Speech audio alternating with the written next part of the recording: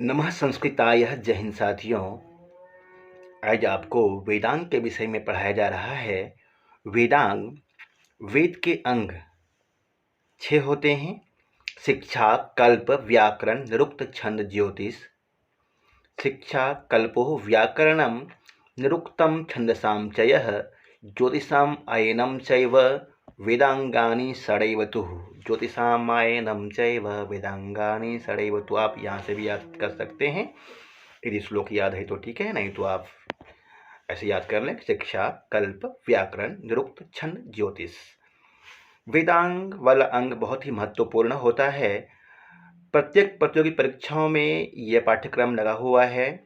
State में 12वां unit में है, बिहार स्टेट में हाई स्कूल एवं +2 दोनों में है, और झारखंड सहायक आचार्य प्रतियोगी परीक्षाओं में दूसरा ही यूनिट में है। नंबर 2 पे पूछा गया है वेदांग के बारे में सामान्य जानकारी, वहाँ से आप देख लेंगे, वो पढ़ेंगे और याद कीजिए। ये आप अच्छी तरह से याद करेंगे तो अवश्य ही काम आएगा आपको। सावधानी से दक्षित होकर के पढ़ें, आपको जरूर लाभ मिलेगा। वेद पुरुषस्य अंगानि, वेद पुरुष हैं उसके अंग कौन कौन से हैं देखिए।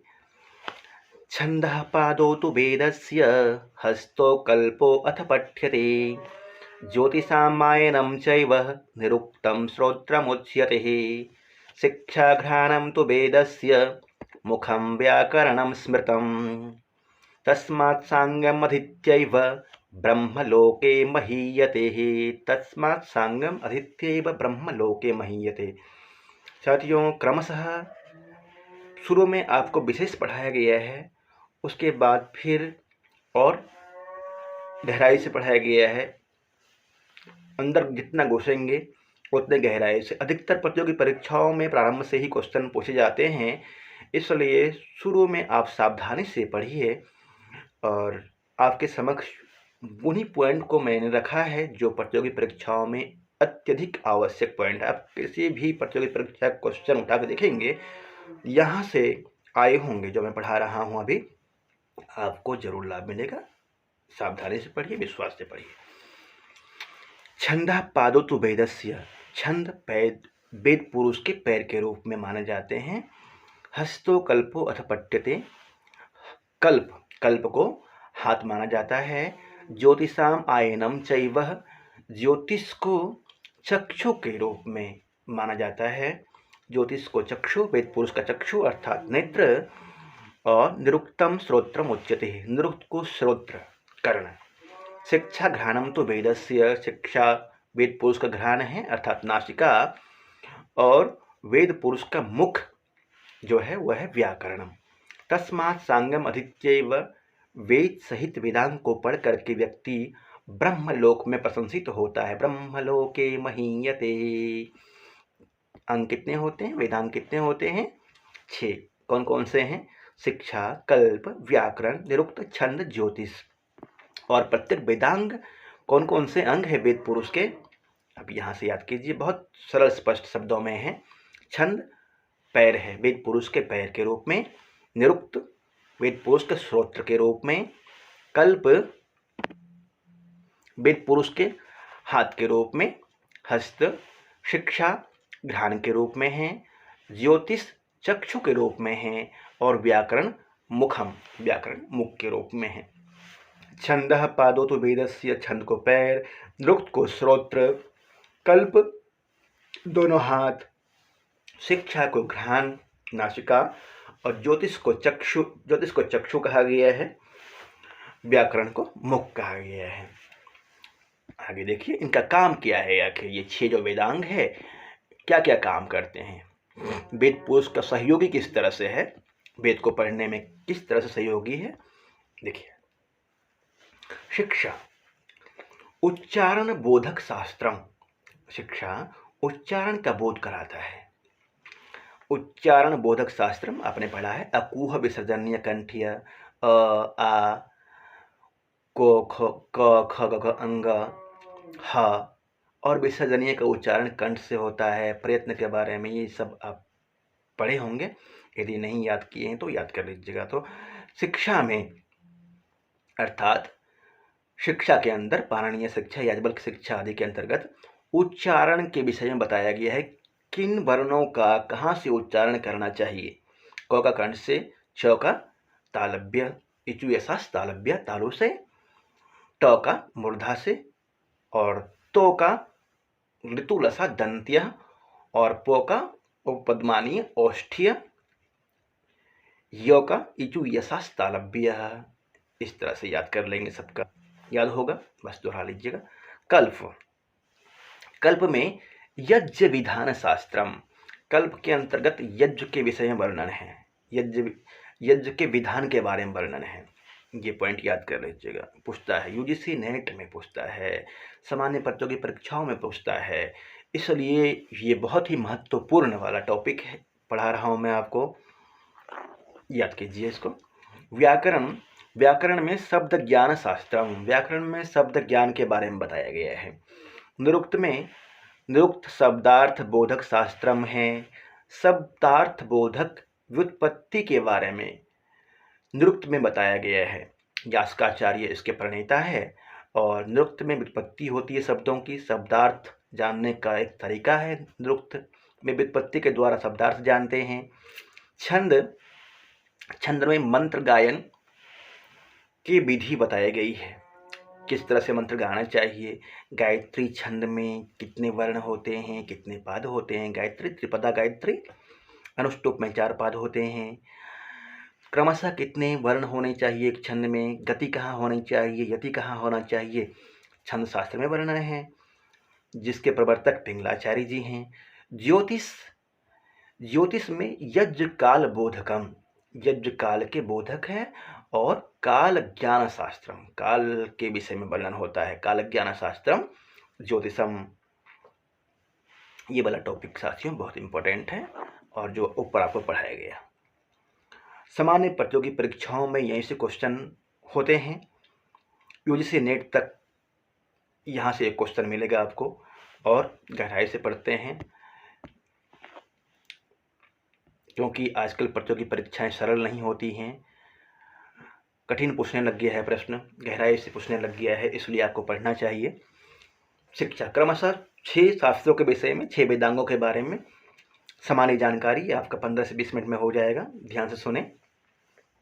शिक्षा के अंतर्गत स्वर वर्णाद्य उच्चारण प्रकारो यत्र शिक्षते सा शिक्षा, स्वर वर्ण आदि का उच्चारण जहाँ पे सिखाया जाता है, जहाँ बताया गया है, उसको शिक्षा बोलते हैं। पाणिनीय शिक्षा, याज्ञवल्क्य शिक्षा इत्यादि। शिक्षा को वेद पुरुष का ग्रहण के रूप में माना गया है, अभी आपने याद किया, शिक्षा ग्रहणम तो वेदस्य, शिक्षा को वेद पुरुष का ग्रहण के रूप में माना गया है ना, ग्रहणम नासिका के रूप में माना गया, शिक्षा ग्रहणम तो वेदस्य। मुखम व्याकरणम स्मृतम, तैत्तरीयोपनिषद के अनुसार शिक्षा के 6 अंग होते हैं। तैत्तरीयोपनिषद में, तैत्तरीयोपनिषद एक उपनिषद है, बहुत प्रसिद्ध उपनिषद है, जिसमें शिक्षावल्ली, भृगुवल्ली और ब्रह्मानंदवल्ली है। शिक्षावल्ली ही है वहाँ पे शिक्षा के 6 अंग बताए गए हैं तैत्तरीयोपनिषद में। तैत्तरीयोपनिषद में शिक्षा के कितने अंग बताए गए हैं? 6 अंग बताए गए हैं। शिक्षावल्ली किस उपनिषद में मिलता है? तैत्तरीयोपनिषद में। ये प्रश्न हो सकता है। वहाँ पे 6 अंग कौन कौन से हैं? वर्णः, स्वरः, मात्रा, वलम, साम, संतानः। वर्णः, स्वरः, मात्रा, वलम, साम, संतानः, ये 6 अंग हैं शिक्षा के। अब समझिए इसको 6 अंग किस तरह से हैं। वर्णः, वर्ण में आकार आदि से हकार पर्यंत, अ आ ई उ ए ऐ ओ ओ स्वर और व्यंजन क ख ग घ अंग से लेकर के ह तक। पहले स्पर्श वर्ण, फिर उसके बाद अंतस्थ वर्ण, उष्म वर्ण, ये सभी आ जाएंगे वर्ण में। स्वर में उदात्तादि, उदात्त, अनुदात्त और स्वरित वर्ण आते हैं स्वर के अंतर्गत। उदात्त उच्चर उदात्तः, अनुदात्त निच्चर अनुदात्तः, स्वरित समाहारः स्वरितः। याद कर लीजिए इसको। उदात्त उच्चर उदात्तः, उदात्त का चिन्ह इस तरह से होता है, उदात्त का चिन्ह लिख लाइन, खड़ी लाइन। अनुदात्त का चिन्ह इस तरह से होता है, गिरी हुई लाइन। स्वरित का चिन्ह नहीं होता है। मात्रा, वर्ण स्वर मात्रा में लिखिए। मात्रा में ह्रस्व दीर्घ प्लुत की मात्रा, एक मात्रा भवेद् ह्रस्व, द्विमात्रा दीर्घ उच्यते, त्रिमात्रस्तु प्लुतोज्ञेयो। कैसे समझेंगे इसको? एक मात्रा, जैसे आप पढ़ते हैं क में एक मात्रा है, एक मात्रा भवेद् ह्रस्व, यह ह्रस्व कहेंगे इसको। द्विमात्रा दीर्घ उच्यते हैं, यदि हम का बोलते हैं दीर्घ। इसी में यदि क में इस तरह से लगा देंगे वर्ण, प्लुत वर्ण हो जाएगा। क लंबा खींचते हैं, त्रिमात्रस्तु प्लुतोज्ञेयो, तीन के निशान से प्लुत का ज्ञान होता है। एक मात्रा भवेद् ह्रस्व, द्विमात्रो दीर्घ उच्यते, त्रिमात्रस्तु प्लुतोज्ञेयो। ये प्रश्न पिछली बार पूछा गया था बीपीएससी में, ध्यान। स्वर कितने होते हैं? 3 होते हैं, ये प्रश्न में पूछा था। वलम प्रयत्नादि, अल्प प्राण, महाप्राण, आभ्यंतर प्रयत्न, प्रयत्नो द्विविधा। प्रयत्न 2 प्रकार के होते हैं, आभ्यंतर प्रयत्न और बाह्य प्रयत्न। आभ्यंतर प्रयत्न कितने होते हैं? 5, और बाह्य प्रयत्न 11 होते हैं, याद कर लेंगे इनको। अल्प प्राण कौन कौन से वर्ण होते हैं? अल्प प्राण, एक ही अल्प प्राण, इतरे महाप्राण। अल्प प्राण के लिए आप ये सूत्र याद कर लेंगे, पढ़ाया है इसको अच्छी तरह से, आप देखेंगे प्लेलिस्ट में तो। 135, पहला, तीसरा और पांचवा वर्ण क, ग और ङ। यणश्चल्प प्राण, यण प्रत्याहार में य व र ल, य र ल व ये आ जाते हैं अल्प प्राण में। पहला वर्ण, तीसरा और पांचवा, ये सूत्र है इसका 135। और यण प्रत्याहार य र ल व, हाँ, है य व र जो आता है सूत्र में, ह य व र ल, ये आ जाएंगे। और महाप्राण में, महाप्राण का सूत्र है 2, 4 और शलश्च महाप्राण, सल प्रत्याहार। सल प्रत्याहार में उष्म वर्ण आते हैं, शलश्च महाप्राण, उष्म वर्ण। उष्म वर्ण में कौन कौन से वर्ण आएंगे? श, स, स, तालव्य स, मूर्धन्य स, दंत स और ह। पहला और चौथा वर्ण, पहला नहीं, दूसरा और चौथा, दूसरा और चौथा वर्ण आएंगे। दूसरा और चौथा कौन से हुए? जैसे क वर्ग में ख और चौथा वर्ण घ, च वर्ग में छ और चौथा वर्ण झ। इसी तरह से प्रत्येक वर्ग में दूसरा और चौथा श, श, श और ह, ये सभी महाप्राण वर्ण हैं। इसी तरह से याद कर लेंगे आप। उच्चारण से संबंधित जानकारी के लिए पहले वाला वीडियो देख लेंगे आप। साम निषाद आदि के बारे में बताया गया है। 7 स्वर होते हैं, सा रे गा मा पा धा नि सा, उसी का फुल फॉर्म है निषाद। सा गंधर्व, धैवत, निषाद, मध्यमा, पंचमा इत्यादि। संतानः, संधि आदि के बारे में बताया गया है, वर्णों की संधि किस तरह से होती है उसके विषय में। पाणिनि के अनुसार वर्णों के 8 उच्चारण स्थान होते हैं। अष्टो उच्चारण स्थानानि, बहुत पूछता है ये प्रतियोगी परीक्षाओं में। उच्चारण स्थान कितने होते हैं? 8 होते हैं। उपलब्ध शिक्षा ग्रंथ 35 है। 32 शिक्षा ग्रंथों का एक संकलन शिक्षा संग्रह नाम से प्रकाशित हुआ है। 32 शिक्षा ग्रंथों का संकलन शिक्षा संग्रह नाम से प्रकाशित हुआ है। पाणिनीय शिक्षा के 11 खंड है। पाणिनीय शिक्षा में 11 खंड है, ये ध्यान रखना है। अब ये याद करना है आपको, किस वेद पे कौन सा शिक्षा ग्रंथ है। यूजीसी नेट में भी पूछता है, और आप जो एस्टेट की तैयारी कर रहे हैं इसमें भी पूछता है, आचार्य की तैयारी कर रहे हैं यहाँ भी पूछता है। ऋग्वेद, पाणिनीय शिक्षा ऋग्वेद पे है। शौनक शिक्षा ऋग्वेद पे है। स्वरांग शिक्षा ऋग्वेद पे है। ये ऋग्वेद पे कौन कौन सी शिक्षा है इनको याद कर लेंगे। और एक याज्ञवल्क्य शिक्षा यजुर्वेद पे है, ये याद करना है। और बहुत ज़्यादा यदि याद और थोड़ा सा याद करना है, भारद्वाज शिक्षा याद कर लेंगे। इससे के अलावा आप बहुत ज़्यादा याद नहीं कर पाएंगे, याद करने में थोड़ी सी परेशानी होती है, इनको याद कर लेंगे। पाणिनीय शिक्षा, शौनक शिक्षा, स्वरांग शिक्षा, याज्ञवल्क्य शिक्षा यजुर्वेद पे, शुक्ल यजुर्वेद पे है याज्ञवल्क्य शिक्षा। और भारद्वाज शिक्षा कृष्ण यजुर्वेद पे है। इस तरह से याद कर लेंगे। प्रश्न कैसे पूछेगा? पाणिनीय शिक्षा किस वेद पे मिलता है? भारद्वाज शिक्षा किस वेद पे मिलता है? कृष्ण यजुर्वेद पे। ऐसे जवाब देना है आपको। आगे है कल्प के विषय में। कल्प कल्पति समर्थ्यते याग प्रयोग अत्रैति कल्पः। कल्पो वेद विहितानां कर्मणाम आनुपूर्व्येन कल्पना शास्त्रम। वेद विहितानां कर्मणाम आनुपूर्व्येन कल्पना शास्त्रम। ऐसे दे देगा आपके समक्ष। आपको रिक्त स्थान भरना है या फिर ये उत्तर देना है कल्पः। कल्प के अंतर्गत वेद विहितानां कर्मणाम आनुपूर्व्येन कल्पना शास्त्रम। और वेद कल्प जो है वेद पुरुष का हाथ के रूप में कहा गया है। हस्तो कल्पो अथ पठ्यते ही। हस्तो कल्पो अथ पठ्यते। साथियों, वेद पुरुष का हाथ कल्प को कहा गया है, इसको ध्यान रखेंगे। कल्प कौन कौन से हैं? कल्प कल्प 4 होते हैं, ये याद करना है आपको। कल्प 4 होते हैं। कौन कौन से होते हैं कल्प 4? कल्प 4 होते हैं स्रोत सूत्र, गृहसूत्र, धर्मसूत्र और शुल्बसूत्र। सूत्र ग्रंथ कितने होते हैं? 4 होते हैं। ऐसा ही प्रश्न पूछ सकता है। सूत्र ग्रंथ 4 होते हैं, स्रोत सूत्र, गृहसूत्र, धर्मसूत्र, शुल्बसूत्र। कल्प 4 होते हैं। इस तरह से भी क्वेश्चन हो सकता है। इन ग्रंथों में किसका किसका वर्णन होता है, ये प्रश्न होता है, ये याद कीजिए। स्रोत सूत्र में यज्ञ के प्रकार, वैदिक यज्ञ के नियमन आदि के बारे में वर्णन होता है। गृहसूत्र में गृहस्थ के यज्ञों एवं षोडश संस्कारों का वर्णन होता है। गृहस्थ के यज्ञ कौन कौन से यज्ञ हैं गृहस्थ के? पहले तो पंच महायज्ञ और षोडश संस्कार, जो 16 संस्कार है, उसका वर्णन गृहसूत्र में है। धर्मसूत्र में धर्म निरूपण के बारे में वर्णन है। क्या धर्म है, क्या अधर्म है, क्या करणीय है, क्या अकरणीय है, इत्यादि के विषय में धर्मसूत्र में वर्णन होता है। शुल्बसूत्र में यज्ञ कुंड निर्माण विधि, यज्ञ कुंड के माप के विषय में शुल्बसूत्र में वर्णन होता है।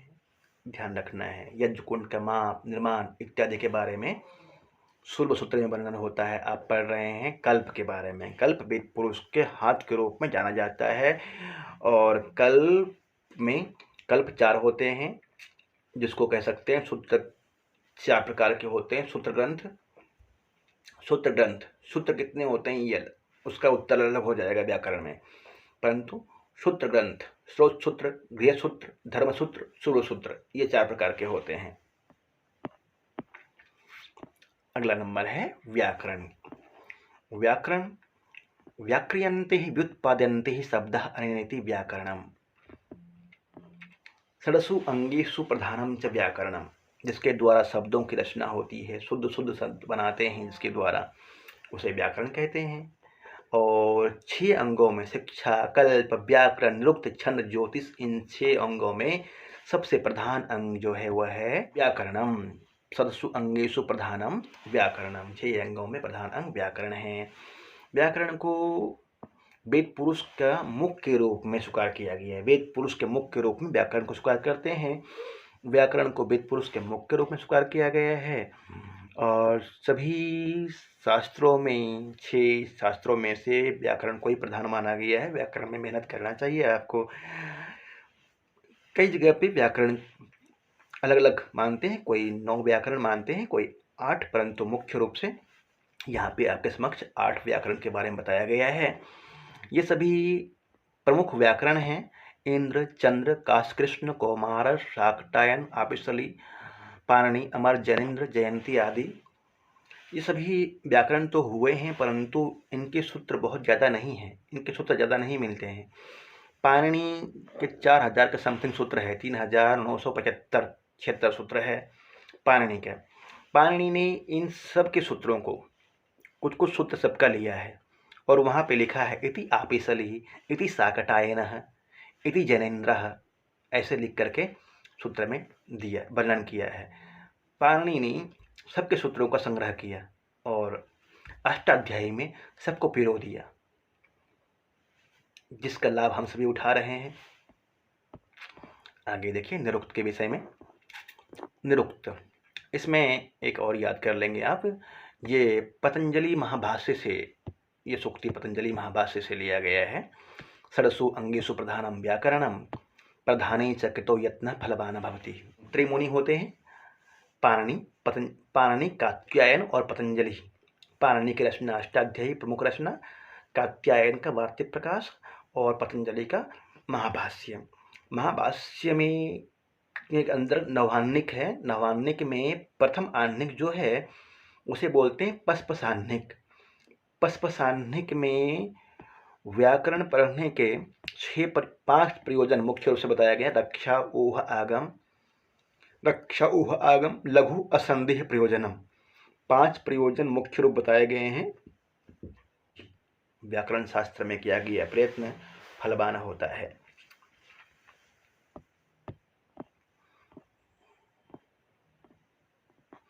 निरुक्त, निरुक्तम श्रोत्रम उच्यते। निरुक्त वेद पुरुष का श्रोत्र के रूप में जाना जाता है। श्रोत्र कान, तो वेद पुरुष का श्रोत्र के रूप में माना जाता है। निरुक्त का मुख्य प्रयोजन है वैदिक शब्दों का निर्वचन। वैदिक शब्दों का निर्वचन किसमें होता है? निरुक्त में होता है। और निरुक्त की रचना किसने की है? यास्काचार्य ने। ये प्रश्न याद कर लेंगे आप। निरुक्त की रचना है यास्काचार्य ने की है।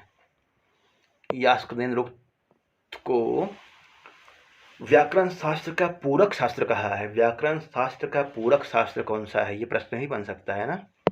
व्याकरण शास्त्र का पूरक शास्त्र निरुक्त शास्त्र है। निरुक्त शास्त्र व्याकरण शास्त्र का पूरक शास्त्र है। तद इदम विद्यास्थानम व्याकरणस्य कार्ष्ण्यम। तद इदम विद्यास्थानम व्याकरणस्य कार्ष्ण्यम, इस तरह से निरुक्त में कहा गया है। निरुक्त में 3 कांड है, ये याद कर लेना है आपको। कौन कौन से कांड है? निघंटु, नैगम और दैवत। निघंटु कांड, नैगम कांड और दैवत कांड, 3 कांड है। निघंटु कांड में 3 अध्याय है, नैगम कांड में 3 अध्याय है और दैवत कांड में 6 अध्याय। इस तरह से सामान्य तरह से याद कर लीजिए, बहुत सरल है। 3 3 और 6 12 हो गए कुल। 2 परिशिष्ट हैं। यदि आपसे पूछा जाए कि निरुक्त में कितने अध्याय हैं तो 12 अध्याय हैं, 2 परिशिष्ट हैं। कैसे याद करेंगे? क्रम से याद कर लेंगे। निघंटु कांड में 3 अध्याय, निगम कांड में 3 अध्याय, दोनों को जोड़ेंगे कितना हुआ? 6। दैवत कांड में 6 अध्याय हैं। टोटल कितने अध्याय हो गए? 12 अध्याय। निरुक्त में 12 अध्याय हैं। रचनाकार यास्काचार्य जी हैं। निरुक्त का मूल ग्रंथ निघंटु कहलाता है। निघंटु के अंतर्गत निरुक्त का मूल ग्रंथ है।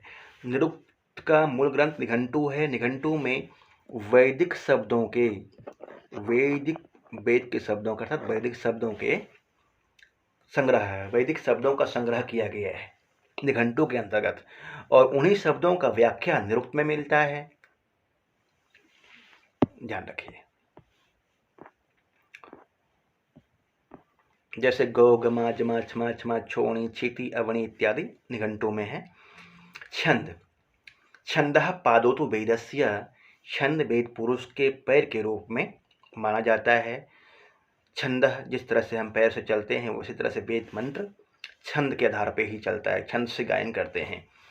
यद अक्षर परिमाणम तच्छंदः, जिसमें अक्षरों का परिमाण होता है। अक्षर माप तोल कर पकड़ कर रखे जाते, अक्षर माप तोल कर रखे जाते हैं, क्रम के अनुसार रखे जाते हैं, उसको छंद कहते हैं। छंदांसी छादनात्, छंदांसी छादनात्, यास्काचार्य जी कहते हैं। छंद को वेद पुरुष का पैर के रूप में स्वीकार किया गया है। छंद सूत्रम का रचयिता आचार्य पिंगल है। इनकी मृत्यु मकर के द्वारा हुई थी। पिंगलाचार्य की मृत्यु मगरमच्छ के द्वारा हुई थी और पाणिनि की मृत्यु सिंह के द्वारा हुई थी। सिंहो व्याकरणस्य कर्तुः प्राणान प्रियान पाणिनिः। इनकी मृत्यु मकर के द्वारा हुई थी। सूत्र शैली में लिखा गया है। 10वीं सदी में हलायुध ने इस पर अमृत संजीवनी नामक भाष्य की भी रचना की है। इस ग्रंथ में पास्कल त्रिभुज का स्पष्ट वर्णन मिलता है। छंद शास्त्र में इस ग्रंथ में मेरु प्रस्तार कहा गया है। इस ग्रंथ में इसे पास्कल त्रिभुज को मेरु प्रस्तार कहा गया है। और छंद शास्त्र में 8 अध्याय है। इस तरह से याद कर लेना है आपको।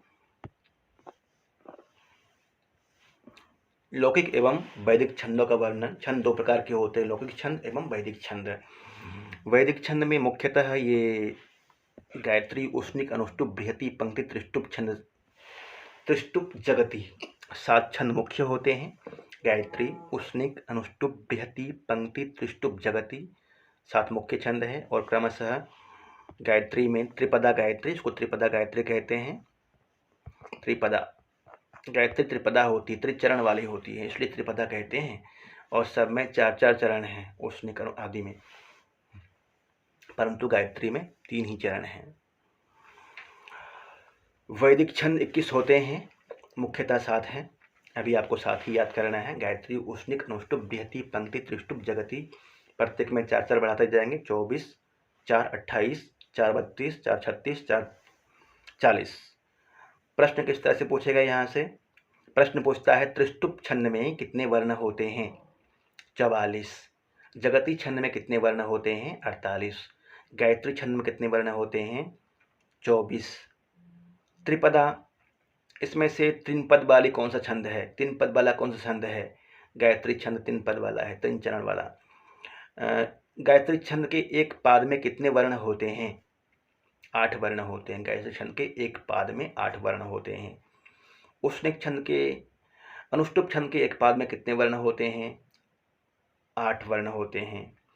8 चौके 32, इस तरह से याद कर लेंगे। आगे है, धैर्य से पढ़ेंगे, अंतिम है। 6 वेदांगों में से अंतिम वेदांग है ज्योतिष। वेदा ही यज्ञार्थम अभिप्रवृत्ताः कालाभिपूर्वा विहिताश्च यज्ञाः तस्मादिदं काल विधान शास्त्रम यो ज्योतिषम वेद स वेद यज्ञम। जो कहते हैं कि जो ज्योतिष को जान जाता है वो यज्ञ के विषय में भली भांति से जान जाता है। और ज्योतिष जो है ना, वह काल विधान शास्त्र में है। समय के विषय में अच्छी तरह से जानकारी ज्योतिष के अनुसार ही होता है। मुहूर्त, क्षण इत्यादि की जानकारी ज्योतिष के द्वारा ही होता है ना। ज्योतिषम आयनम, ज्योतिषाम आयनम चक्षुः, ज्योतिष को वेद पुरुष का चक्षु अर्थात नेत्र कहा गया है। ज्योतिष के द्वारा देखता है वेद पुरुष। वेद, किस वेद पे कौन सा ज्योतिष है? ज्योतिषीय ग्रंथ है, उसको याद कर लेना है। इसमें मुख्य रूप से आपको ऋग्वेद पे आर्ष ज्योतिष है। आर्ष ज्योतिष, जिसको कहीं पे आर्ष भी मिलता है, आर्ष ज्योतिष या आर्ष ज्योतिष ऋग्वेद पे है। इसमें 36 कारिकाएँ हैं। आचार्य लगध इसके प्रवर्तक हैं। ऋग्वेद पे आर्ष ज्योतिष हैं, 36 कारिकाएँ हैं। आर्ष ज्योतिष में लगधाचार्य ज्योतिष के प्रवर्तक माने जाते हैं। लगधाचार्य। यजुर्वेद यजुष ज्योतिष आचार्य हैं। अथर्व ज्योतिष कश्यप हैं। सामवेद पे कोई ज्योतिष नहीं है, ये ध्यान रखना है। सामवेद पे कोई भी ज्योतिष ग्रंथ नहीं है। ज्योतिष शास्त्र के 18 प्रवर्तक हुए हैं। आप बहुत ही सावधानी से पढ़ रहे हैं, प्रभु आपको जरूर सफल करेंगे। सावधानी से पढ़िए, लाभ लीजिए। ज्योतिष शास्त्र के 18 प्रवर्तक हुए हैं। ये 18 प्रवर्तक: सूर्य पितामह व्यासो, वसिष्ठो अत्रि पराशरः, कश्यपो नारदो मार्गो, कश्यपो नारदो गार्गो, मरीचि मनोरंगिरः, लोमसः पुलिसश्चैव च्यवनो यवनो भृगुः, शौनकुः अष्टादशश्चेति ज्योतिषशास्त्र प्रवर्तकाः। ये 18 ज्योतिष शास्त्र के प्रवर्तक हुए हैं। यदि आपने चैनल को सब्सक्राइब नहीं किया है, सब्सक्राइब करें, लाइक करें, शेयर करें। प्रभु से प्रार्थना, आप जरूर जल्दी से सफल होकर के माता पिता की सेवा करें, राष्ट्र की सेवा करें, आने वाली पीढ़ी की सेवा करें। राष्ट्र हित में संस्कृत संशोधन चैनल को सब्सक्राइब करेंगे, अन्य साथियों तक शेयर करेंगे। ज्योतिष शास्त्र में 3 स्कंध है और बस थोड़ा सा रह गया है, धैर्य से पढ़ेंगे। ज्योतिष शास्त्र में 3 स्कंध होते हैं। सिद्धांत स्कंध, जिसमें कालगणना, पृथ्वी और ग्रह के बारे में ज्ञान है। संहिता स्कंध, ग्रह, गति, पंचांग ज्ञान के बारे में वर्णन होता है संहिता स्कंध में। होरा स्कंध, फलित विषयों का ज्ञान है होरा स्कंध में। ज्योतिष शास्त्र में 3 स्कंध होते हैं: सिद्धांत स्कंध, संहिता स्कंध, होरा स्कंध। सिद्धांत स्कंध, संहिता स्कंध, होरा स्कंध, ये 3 स्कंध होते हैं: सिद्धांत स्कंध, संहिता स्कंध और होरा स्कंध। ज्योतिष शास्त्र में 5 अंग होते हैं। कौन कौन से होते हैं 5 अंग? तिथि, वार, नक्षत्र, योग और करण। तिथि, वार, नक्षत्र, योग और करण। ज्योतिष शास्त्र में कितने अंग होते हैं साथियों? 5 अंग होते हैं। कौन कौन से? तिथि, वार, नक्षत्र, योग और करण। ज्योतिष शास्त्र में 12 राशियों का वर्णन मिलता है। 12 राशि हैं, ये आपको मालूम है, इतना याद कर लेना है आपको। धन्यवाद। जुड़िए।